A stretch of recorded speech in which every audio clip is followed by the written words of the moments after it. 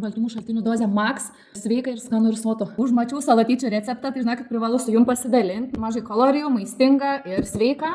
Kadangi esu labai alkana, tai perkuosiu 2 ir mes puikiai žinom, kad agurkė yra daug vandens, mažai kalorijų, duoda sotumo, tunas yra labai maistinga, belenkiek baltymų, probiotikų, visas geriausias reikalingos žmogaus organizmui savybės yra tune. Sekantis baltymų šaltinis tai yra jogurčiukas. Maždaug į tokį kiekį dėsiu apie, čia skistokas, tai daug nedėsiu, žodžiu. Jogurtą perku liesą ir kur yra akcija, nėra skirtumo man kokio gamintojo. Dėl skonio pilam citrinytės.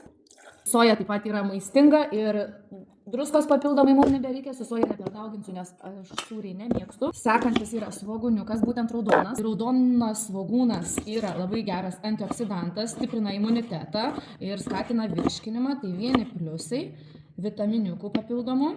Nors šiaip aš aštriai nemėgstu ir dažnai labai minimaliai tik naudoju aštų svogūnų ir česnakų, nes po to man stovi tas aštrumo skonis kelias dienas.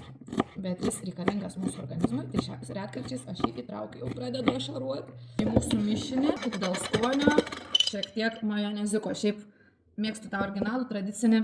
Ganėtinai gerai viskas išsimaišo. Svarbu gerai laikyti, kad ne atsidarytų be maišant. Išvaizda nėra pati seksualiausia. Ir ragaujam. Baltymų šaltinių dozė max ir sveika ir skanu ir sotu.